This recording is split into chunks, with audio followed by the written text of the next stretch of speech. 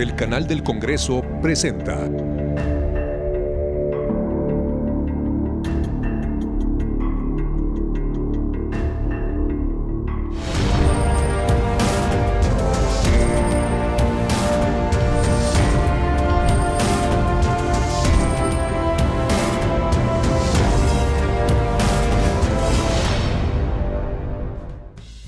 Hola, ¿qué tal? Bienvenidos a Cámara Alta. A fin de armonizar las disposiciones aprobadas en el Tratado Comercial entre México, Estados Unidos y Canadá, el Senado de la República avaló en lo general reformas a la Ley Federal de Derecho de Autor, un tema que ha levantado polémica en tanto que la delgada línea que divide a la libertad de expresión y la defensa de los derechos autorales no acaba de generar la certidumbre que esta cuestión amerita. Desde hace más de un siglo existen en México normas jurídicas y principios que buscan proteger el derecho que tiene un creador sobre su obra, sin importar si ya fue publicada o si es inédita. Dichas regulaciones se encuentran concentradas en la Ley Federal del Derecho de Autor, misma que ha ido evolucionando de la mano de la tecnología y de los medios de comunicación. Están íntimamente ligados. Hacia donde evolucionan los medios de comunicación, tiene que evolucionar el derecho de autor. Es paradójico que entre más medios de comunicación existen, también esos medios tecnológicos que han ido aplicándose también han servido para la piratería. Según expertos, el derecho de autor es un fundamento de desarrollo cultural que debemos aprender a cuidar y a respetar desde pequeños. Aquellos países donde no se protege el derecho de autor, la creatividad nacional decrece. Hay una falta de conciencia de lo que implica respetar el derecho de autor. Y esto se debe inculcar desde las primarias. En el uso cotidiano del Internet, hay obras que se difunden con una gran rapidez, beneficiando a los usuarios de la red al darles acceso inmediato al contenido. Sin embargo, la otra cara de la moneda es que en ocasiones este acto quita a los autores control y ganancias por la utilización de sus obras. Efectivamente hay que proteger a los autores y proteger la legalidad en general, es decir, nadie tiene derecho a estar lucrando con algo que no construyó. En 2020, en el marco de la ratificación del tratado entre México, Estados Unidos y Canadá, se hizo una reforma a la Ley Federal del Derecho de Autor que busca desincentivar y sancionar aquellas conductas que perjudican a creadores. Entre muchas otras cosas, permite la retirada inmediata de contenidos en redes sociales. En el caso de Facebook o Twitter, por ejemplo, tú puedes denunciar que tú te encontraste a alguien que está usufructuando una obra tuya, pues puedes denunciarlo allí mismo y entonces las redes sociales tendrán la obligación de denunciar. También se estipulan sanciones económicas por quitar candados digitales a un dispositivo. Hay algunas cuestiones que tendremos que atender para precisar con mayor detalle en la ley, porque esto pudiera eventualmente causar problemas en el término de la libertad de expresión. Por lo anterior, la actual Ley de Derechos de Autor podría continuar experimentando modificaciones mediante iniciativas del Congreso y ciudadanas. Ambas partes intentan llegar a un punto medio entre el respeto al derecho de autor y la libertad de expresión o el derecho a la cultura y a la educación. Un derecho que ejercen los más de 80 millones de mexicanos que usan Internet. La Cámara Alta se integra por 128 senadores, los cuales representan a los 31 estados y la Ciudad de México. Para conformar este número de representantes, se eligen a través de votaciones federales a 2 representantes de cada estado, es decir, 64 senadores que conformarán la mayoría relativa por haber alcanzado el mayor número de votos. A este grupo le sigue la primera minoría, formada por un representante de cada estado que haya logrado el segundo lugar en número de votos, esto es, 32 senadores. No pierdas la cuenta, 64 más 32 igual a 96. Los 32 senadores que completan al Senado son electos mediante listas votadas en una sola circunscripción plurinominal, o sea, son asignados directamente por los partidos políticos y se distribuyen de acuerdo a los resultados obtenidos en la contienda electoral. De acuerdo a los resultados de la última elección federal, la Cámara Alta de la 64 legislatura quedó integrada de la siguiente manera: Morena, 59 senadores; PAN, 24 senadores; PRI, 15 senadores; Movimiento Ciudadano, 7; Partido del Trabajo, 6 senadores; Partido Verde Ecologista de México, 6; PRD, 5 senadores; Encuentro Social, 5 senadores, más un senador sin grupo parlamentario. En total, 128 senadores que ya sentados en su escaño quedan más o menos así.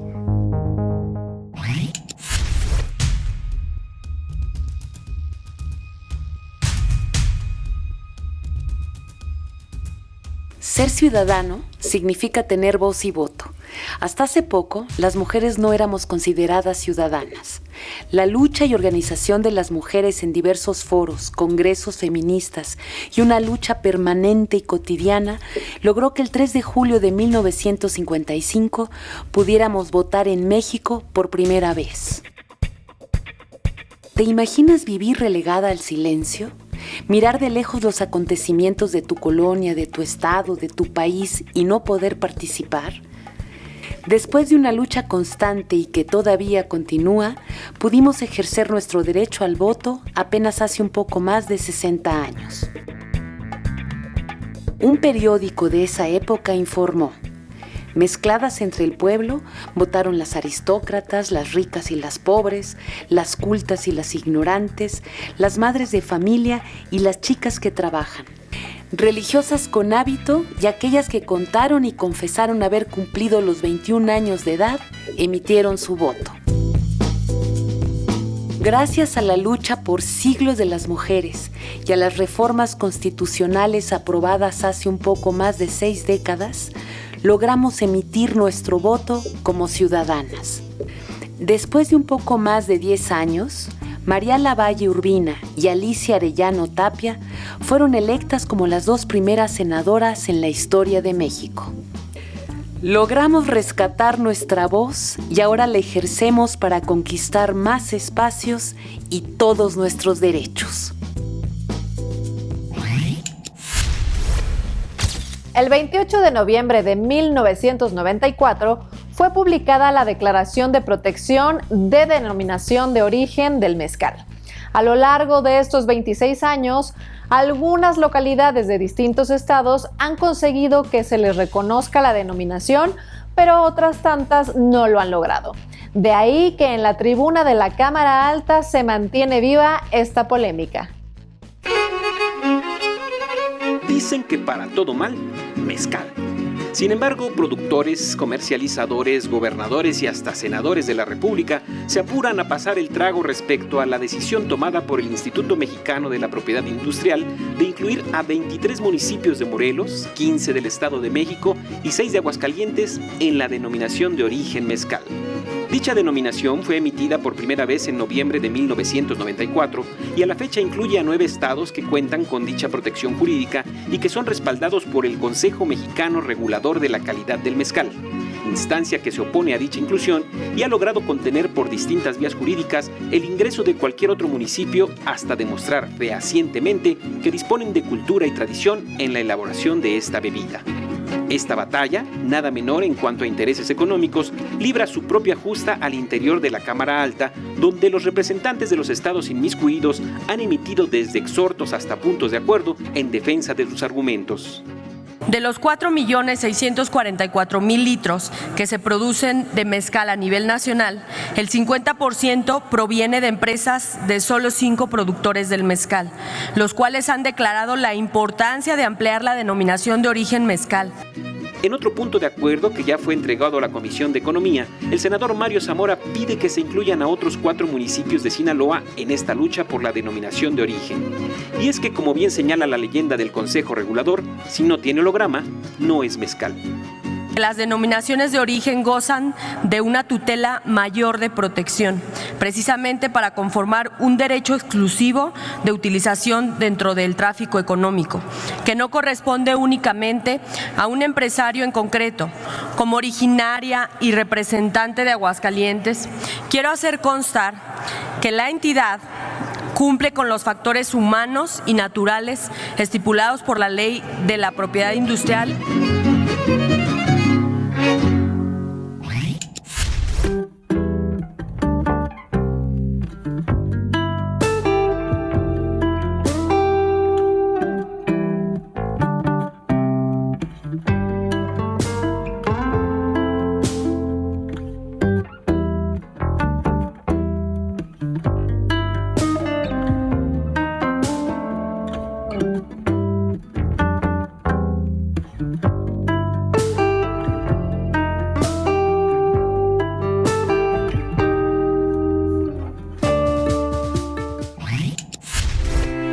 Cuando tu madre es considerada una de las 2 mejores pianistas de México del siglo XX y tu padre uno de los intelectuales más importantes de su tiempo, ¿hacia dónde te decantas? ¿Hacia la música o las letras? Vaya paradoja la que enfrentó Héctor Vasconcelos Cruz, sobre todo en sus primeros años de vida, sentado al piano y a dieta de Bach. Hijo de José Vasconcelos y Esperanza Cruz, Héctor comenzó una relación con el piano a los 4 años. De su padre, el gran educador de México posrevolucionario y primer secretario de Educación Pública, escuchó en voz alta la Ilíada, la Eneida y los diálogos de Platón, interrumpidos por la muerte de este cuando Héctor tenía 14 años. Dicho suceso lo llevó a vivir a Europa, donde estuvo a punto de entrar por la fuerza al Conservatorio de París, de no ser porque llevaba en las venas la tenacidad del padre para imponerse y marcharse a Harvard a los 20 años, donde habría de tomar el camino de las ciencias políticas y las relaciones internacionales. Me identifico con el Vasconcelos de la Revolución Maderista, declaró don Héctor a La Jornada. Desde joven simpatizó con la izquierda extrema y radical que dio luz a la Constitución de 1917 y hoy lo refrenda en la Cámara Alta, ocupando un escaño y abogando por las causas que le son afines como presidente de la Comisión de Relaciones Exteriores. Senador Héctor Vasconcelos. La hidroponía es una técnica agropecuaria que en términos llanos puede entenderse como un tipo de agricultura sin suelo. Se trata de un método para cultivar plantas utilizando algunas soluciones minerales, convirtiéndose en una manera sencilla de obtener alimentos. De esto también se ocupa la Cámara Alta. Con la investigación científica, mejoras tecnológicas y el desarrollo de equipos de medición cada vez más avanzados, el futuro de la hidroponía parece ser bastante alentador. Pero, ¿qué es la hidroponía? La palabra hidroponía deriva de las palabras griegas hidro, agua, y ponos, trabajo, lo cual significa literalmente trabajo en agua. La tierra cumple 3 funciones principales para la planta: sostenerla, proveerle de nutrientes y reservar humedad. A partir de este conocimiento fue que se desarrollaron investigaciones y tecnificación de vanguardia para prescindir de los suelos agrícolas y evitar su sobreexplotación. Una característica importante al cultivar las plantas en un medio sin tierra es que permite tener más plantas en una cantidad limitada de espacio, las cosechas maduran más rápido y producen rendimientos mayores. Se conserva el agua y los fertilizantes, ya que pueden reciclarse. Con el propósito de regular este modelo alternativo de producción de alimentos, el Senado de la República impulsa una iniciativa para reformar el artículo 3 de la Ley de Desarrollo Rural Sustentable para incluir a la hidroponía en dicha legislación. En conclusión, los cultivos hidropónicos son una alternativa viable para reforzar la soberanía alimentaria del país, combatir la pobreza y el hambre, proteger al medio ambiente y, en general, mejorar las condiciones de bienestar de toda la población.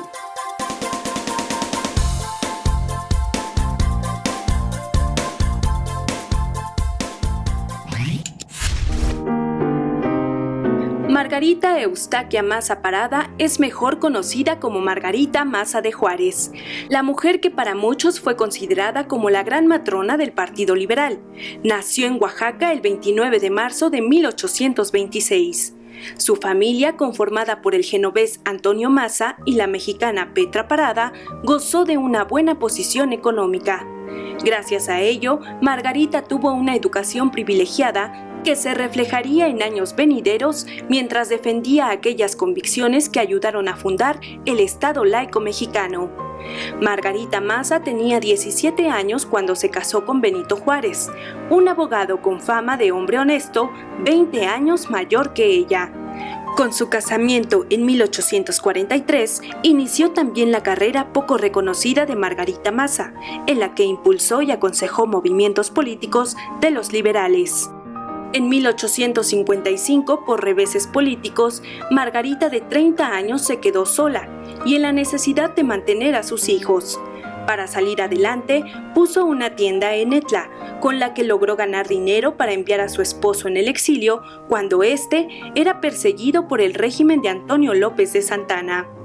En los días de la Guerra de Reforma, estando embarazada, Margarita se mudó a Veracruz. Ahí dio a luz a su hija Francisca, que fue la primera niña mexicana en ser inscrita en el registro civil y en tener acta de nacimiento. Otra de sus maneras de dar ejemplo sobre lo que profesaba ocurrió durante la intervención francesa. Margarita, junto a sus hijas y otras señoras, realizó funciones de teatro con el objetivo de reunir fondos para hospitales y víctimas del conflicto armado. Alguna vez, ella misma tuvo que refugiarse en Washington. Al triunfar la República, regresó a México a bordo de un barco que el presidente de Estados Unidos puso a su disposición. Margarita Maza es conocida también por su carácter sólido gracias a las cartas que intercambió con don Benito Juárez. En sus escritos hay opiniones contundentes con las que calificaba el desempeño de inútiles colaboradores.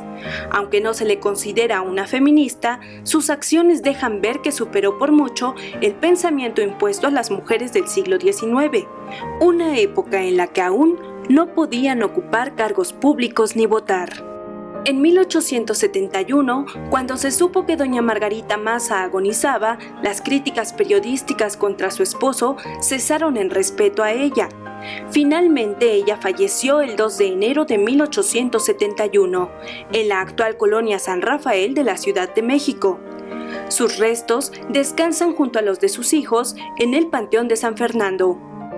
A pesar de que solo vivió 44 años, su rol en la historia le otorga motivos suficientes para ocupar un lugar de privilegio en el muro de honor del Congreso de la Unión, donde el nombre de Margarita Maza destella en lo alto con letras de oro.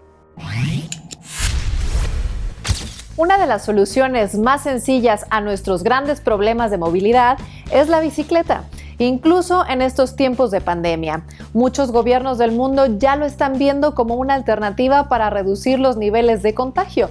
Sin embargo, para que podamos hacer de la pedaleada una de nuestras formas principales de transporte, se requiere de mucha infraestructura, educación y sobre todo voluntad. La emergencia del coronavirus ha golpeado a todo el mundo, afectando a millones de personas y obligándonos a cambiar de hábitos. Es ahí donde la bicicleta juega un rol clave como alternativa de transporte público.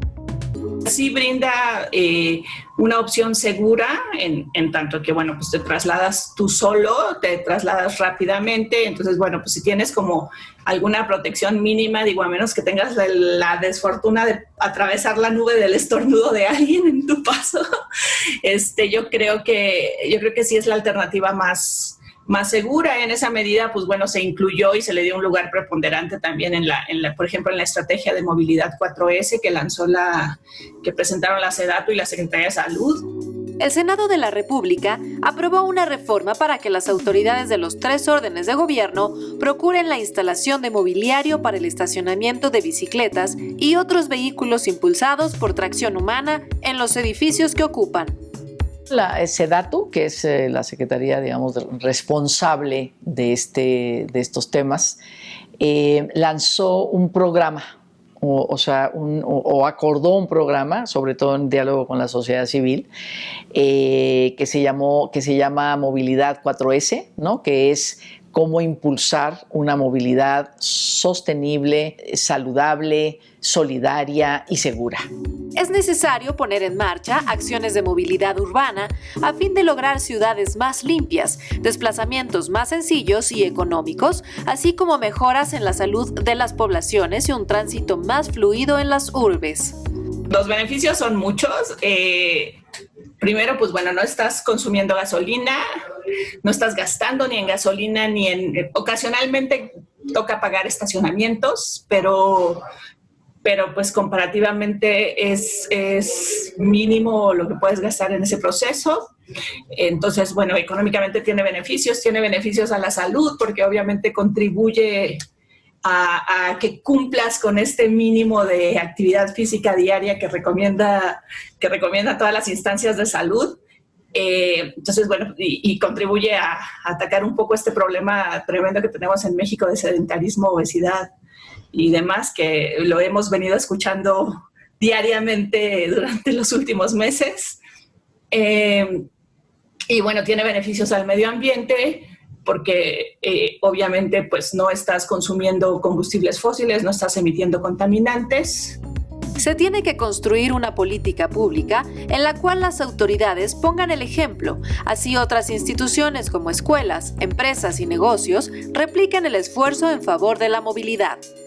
Aquí en el Senado lo que hicimos de manera unánime es una reforma constitucional. Ahí generamos un derecho, el derecho a la movilidad y a la seguridad vial, a una movilidad accesible, segura, también con todos los apellidos y seguridad vial. La calle debe ser compartida por peatones, ciclistas, automovilistas y transporte público para así lograr un equilibrio.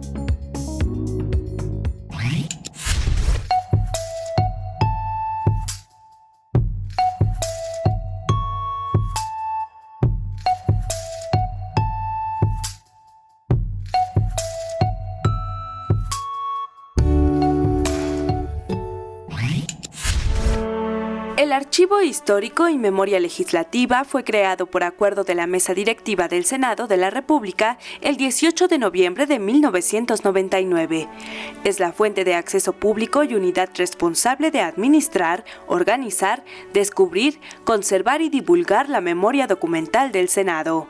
A diferencia de un museo o una biblioteca, estos documentos no llegaron aquí como una adquisición, como una colección, sino que son el producto del trabajo, de las luchas, de los sueños, las aspiraciones de muchos mexicanos y mexicanas que han venido construyendo las instituciones de nuestro país. Además de la custodia y clasificación de los expedientes actuales e históricos del Pleno del Senado, este archivo atiende consultas y brinda apoyo documental al interior de la Cámara, a los legisladores y al público en general.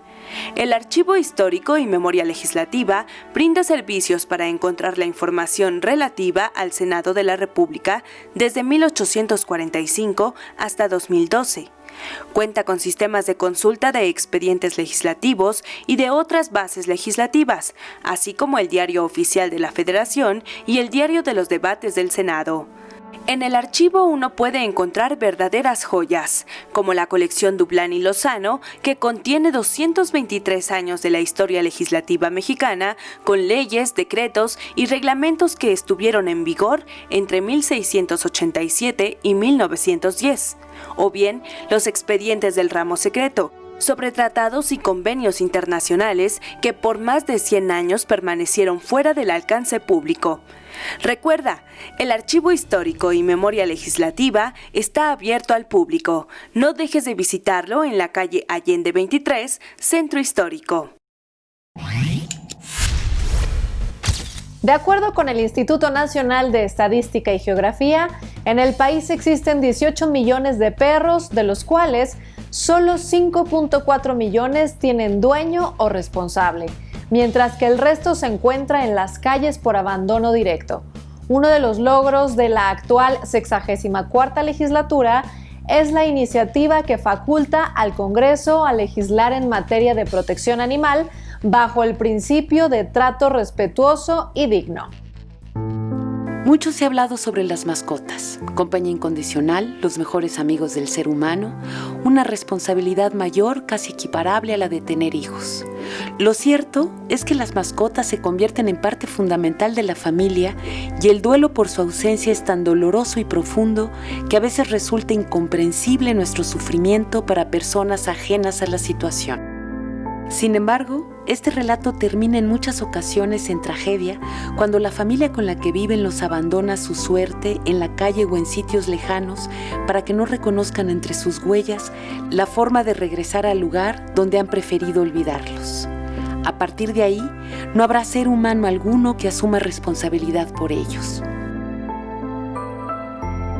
Además de enfermarse, sufrir desnutrición y maltrato en casi todos los sitios que recorren en busca de alimento, se reproducen sin freno, multiplicando su infortunio. Es por esto que desde el Senado se alzó la voz solicitando ampliar el presupuesto de gobierno para vacunar y esterilizar a perros y gatos, ya sea que vivan en casas o pertenezcan a las calles.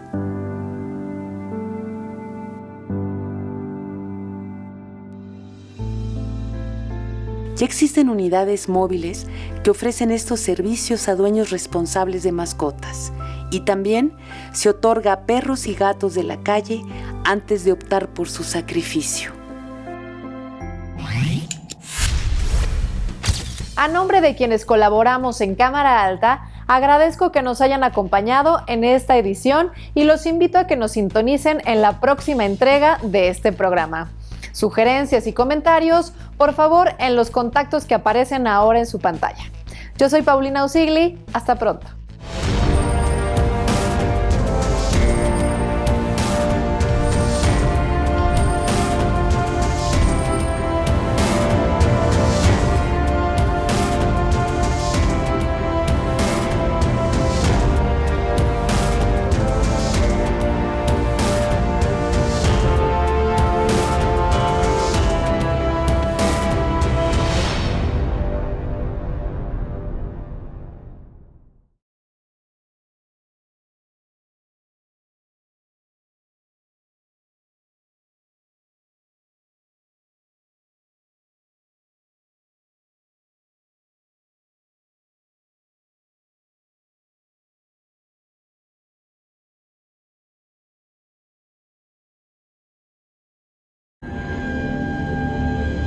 El canal del Congreso presentó